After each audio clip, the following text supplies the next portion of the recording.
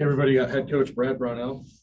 Congratulations to Boston College. Their kids really competed, just kept fighting and probably out-toughed us a little bit the last 25 minutes of the game. I got to take responsibility. I couldn't get my team to get back the spirit and the fight that we started, and that's on me. That's my job. I thought we were really ready to play. I really challenged our team because we knew that this is how they play. They're very aggressive. They're athletic at the guard position. They're big and strong inside and physical. And we got off to the best start that we've probably started all year and made every shot, and everything was terrific. And, I kept trying to caution my guys, we're not going to make every shot. And so we're going to have to continue to fight. And we probably just lost a little bit of our competitive spirit there for a few minutes. And Galloway making the threes, I thought in the first half really gave their team some hope. And when he made those shots, then they got their spirit back and kind of took it to us. And we didn't finish the half very well. And then at halftime, you have a game, and they've got the momentum and the energy and belief. And so now you've got to try to get it back. And we just weren't as tough as they were in the second half. And we didn't do a good job of making tough plays. We missed some free throws that problematic. And again, Boston College deserves a lot of credit. Their kids hung in there and fought, and they outplayed us down the stretch to win. We had a miscommunication at the end. I was saying no threes, and Hunter Tyson thought I was saying three, which is our zone call. And so he had half a team in zone and him and a couple guys in man and leave their best shooter wide open when we're up two, and he makes a three to put us down one. So that put the pressure on us, and then we weren't able to score. So, but again, beyond that play, Boston College was just tougher than we were, and I didn't do a good enough job getting our guys back. So, questions? I guess when they hit those threes in the first half and kind of break your guys' stride, what would you like to have seen from your team? They're going to the game is going to change now. Like, we're not 20 points better, obviously. Like, we got off to the first 10, 12 minutes. We're playing, as well as we can play. Every shot we're taking is going in, and we're making it hard on them. And they're probably missing a few shots that they could make, but just don't make them. And I think what happened was then Galloway comes in and pops in a couple threes, and it's like, all right, we're okay. We're okay. Like, let's just keep playing the game and see where we end up. And that's where we didn't play very well. We had a stretch there at the end of the first half where, they kept playing, and we just kind of gave in on some defensive things and then had trouble scoring. And then you miss a few shots that you have been making. And human nature is to kind of have a little bit of a letdown, and we did. And,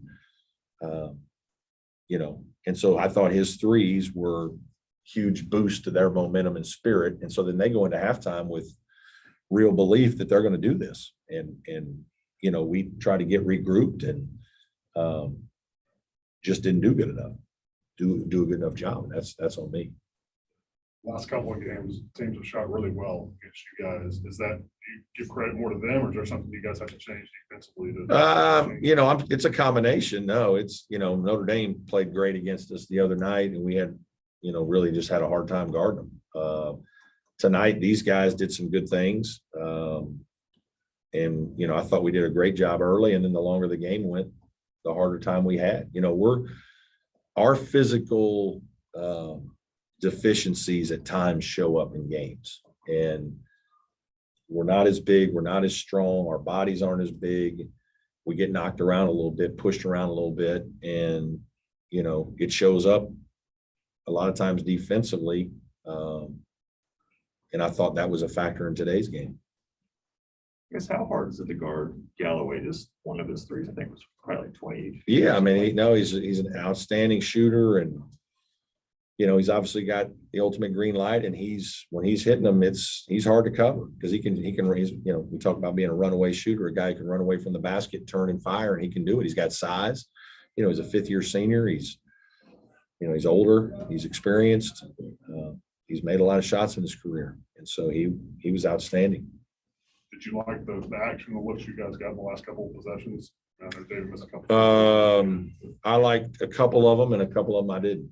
I thought, PJ's got to be able to find ways to get more done. And we've got to help him. And, he's got to play better. He's got to make play. He's got to make a winning play. Like, we didn't have tough offensive rebounding and lay one back in where we miss a shot and we just fight and scratch. I thought David Collins did. I thought he was fighting. I thought Nas really fought. Hunter Tyson, I don't think he was hurting today, probably worse than Notre Dame, and just didn't have it. But we needed him to grab a couple rebounds and stick one back in, or grab a rebound and get fouled and just like go earn a tough basket, not a play that we call for you and get you one right on it. You got to go make a tough play. And, he probably didn't do as well tonight. He had a hard time guarding them too. And, that's what happens every once in a while. Your best player isn't going to play great every night. He's played great most nights this year. Tonight, he had a little tougher time in there.